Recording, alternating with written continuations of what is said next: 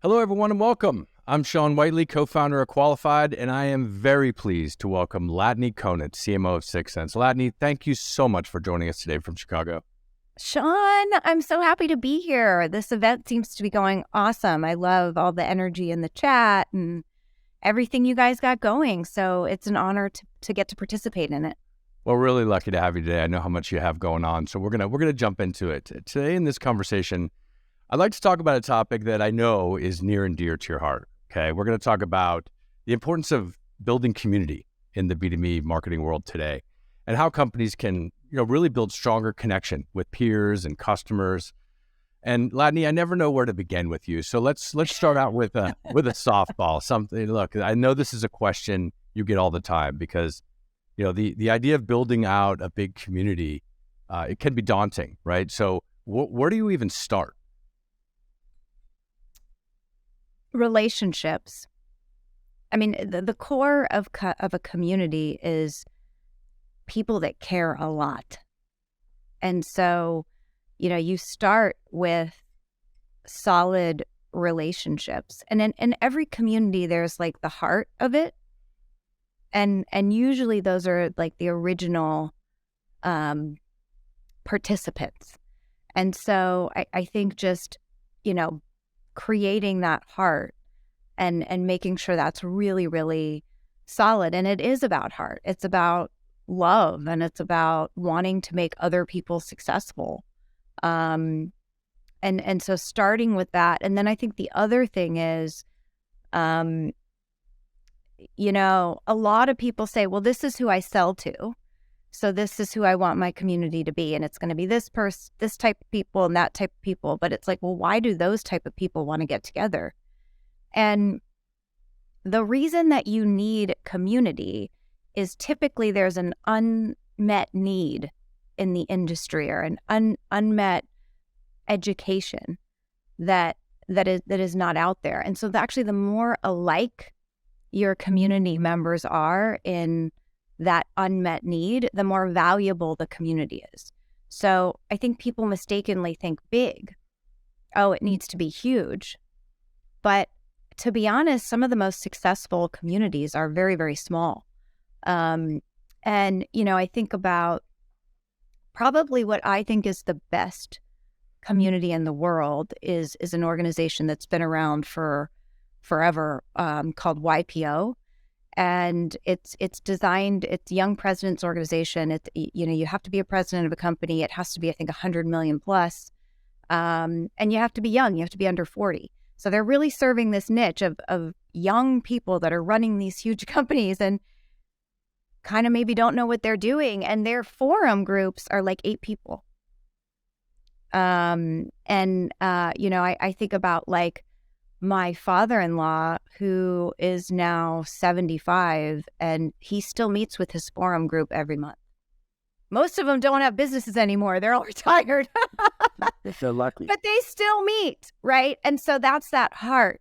And they have this common bond that not a lot of people have. And so I think that's like to me, you find that and really develop that core group. Yeah. And you, Latané, you've got so much experience in this area. You sort of, when you talk about it, you kind of have these core values, right? And one of the things I've heard you talk about is when you build a community, you want to build a community that people want to be a part of. And you talk about the difference between audience and community, which I really like. Can you talk a little bit about that? Yeah. So a lot of people have a big audience. And that's great, right? So they have a podcast, they have tons of people that follow them. They maybe have a webinar series and lots of people show up and people ask questions, and or they wrote a book or this or that. And they have these big audiences, which is a great thing, right? But that's not a community. That is an audience, because the difference is in the community, the members are actually the programming. Right? So the members drive the programming.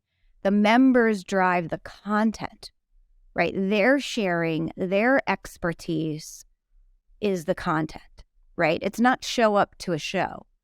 It's show up to participate, to answer somebody's Slack in a time of need, to pick up the phone when someone has a real challenge and needs to talk.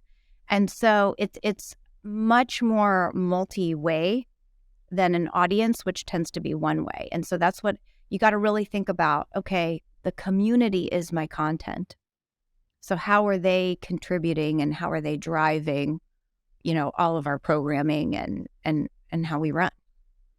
Yeah, makes perfect sense. And one of the things you talk about, which I sort of immediately went to the word sweat equity, but you talk about the hard work and the dedication and the long hours and the passion that goes into like really building a community well.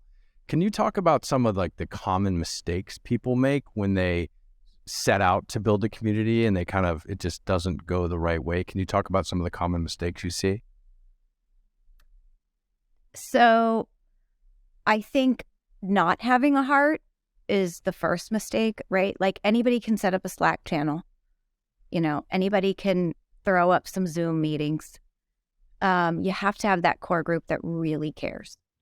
And I think that the leaders of the community have to really, really care and have the right personality for it. We were talking about, you said, oh, why didn't you do this at Aperio?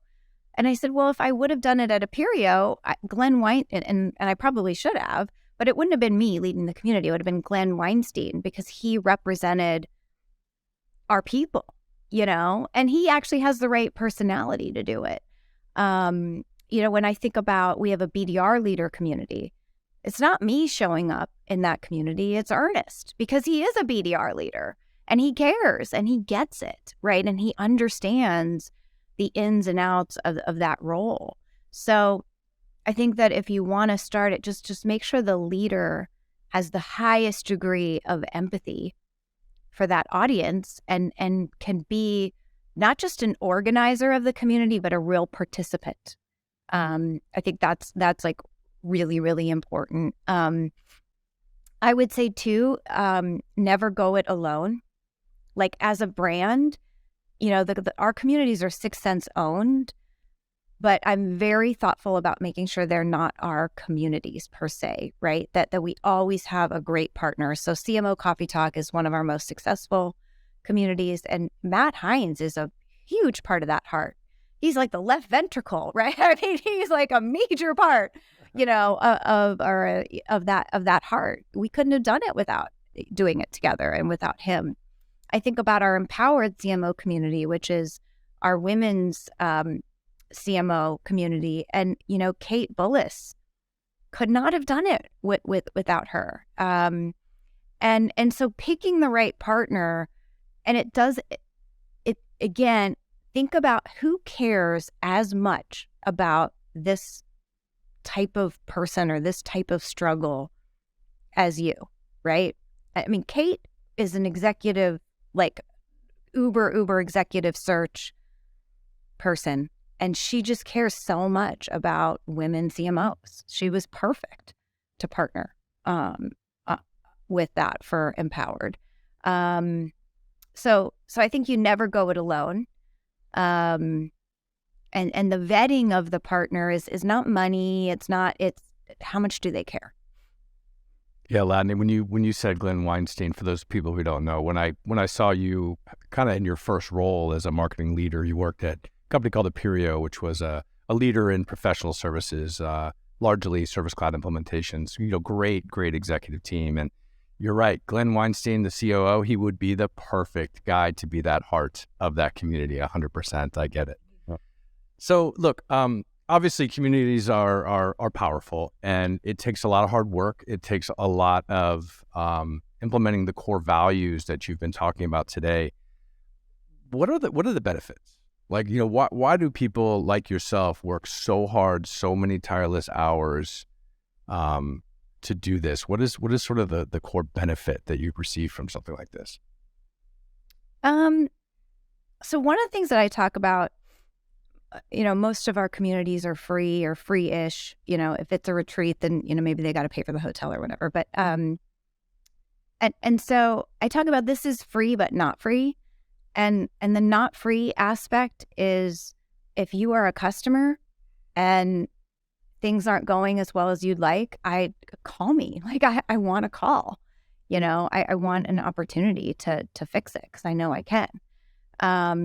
If you don't have to go out and buy, if you don't need 6 cents right now, okay, but I want you to at least know what 6 cents does. And if you're looking at, that type of, you have that pain or that need, like, I want the opportunity to win, right? I want to be on the short list. And so it's like that confidence check. That's what I say. Like, I want to feel like I can, I get a shot. I still have to earn the shot. So it's not going to get you the deal, but it certainly should get you a shot. And you're trading in trust. So, trust is the currency that you create with the community. And my hope is that then they say, well, gosh, if we go with 6 cents, I have a direct line to call Latané. I might not have that with someone else. And the thing about trading in the currency of trust is you got to deliver then, right? So, trust takes the stairs and to earn, and it takes the elevator, to lose. So it's about really creating and establishing and trust in an organic way. And I mean, it's interesting. I just got off a call. We're big in EMEA right now, and we were going through our strategy, and we have a very focused where we drink our own champagne, so we have 1,000 accounts, must win, a segment of 1,000 accounts, ideal ICP accounts, and it's all about how do we penetrate this 1,000. And my leader in EMEA said, well, when we looked at our closed one, 30% were in Coffee Talk. Yeah. Last year. That's amazing. So that's the benefit, is that the relationship. And I got a call, was heading home from San Francisco 2 Fridays ago. I got a call from an empowered CMO. I need help getting your deal. I know it's end of your quarter. I need help getting this through. Give me some talking points. I got to go to my CFO, but I understand it's the end of your quarter, right? And you've come through for me, and so I'm going to come through for you. And people get that. That's like businesses are about relationships. And so that's what it earned. You earn the right, though. You have to earn that right. Yeah, look, Latané, I mean, no one's earned that trust more than you. I've seen how long you've done this and how dedicated you've been. So if anyone can ask to get the deal through at the end of the quarter, I'm sure it's you. Latané, any parting words for our Pipeline Summit attendees today? We really, again, appreciate you spending some time with us. And, obviously, anyone who's seen any of your communities can immediately start to see the power and the passion and the connection that is created within the heart of those communities. Any parting words for our audience today? I think that there is a universal law, I guess, that I believe in, that every time you give, you don't necessarily know how it's going to come back, right? But every time you give a little bit of yourself and your learning, and you impart, some nugget of wisdom on someone else, you will get it back, right? And so I think whether it's an established community, whether or it's, just a group of people that you love to learn from, the biggest, it's hard, but then the learning, and this is a hard game that we're in. It's a hard game, and the playbook changes all the time. And so to me, the value of community, and we were joking about LinkedIn Learning, there's no LinkedIn Learning class for exactly what's happening right now in our businesses. And so the best way is to learn in real time. And it starts by sharing, right? You share, and then you're going to get that back. And I think the more authentically you share, the better. And so we have a rule for all of our communities, which is another YPO thing, which is the 4% rule. So 96% of your life, work and personal, you can go and talk to anybody. You can go to the block party. Oh yeah, the rabbits are eating my tulips again. Whatever, right?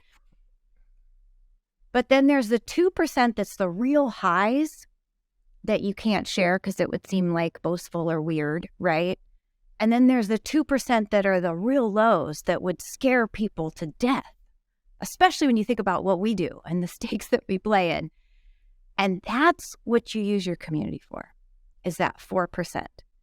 It's not to talk about, the casserole that you're making, for Easter Sunday, or the best cheese grits recipe. It's about that super, super high that you couldn't tell anybody, and the super, super low.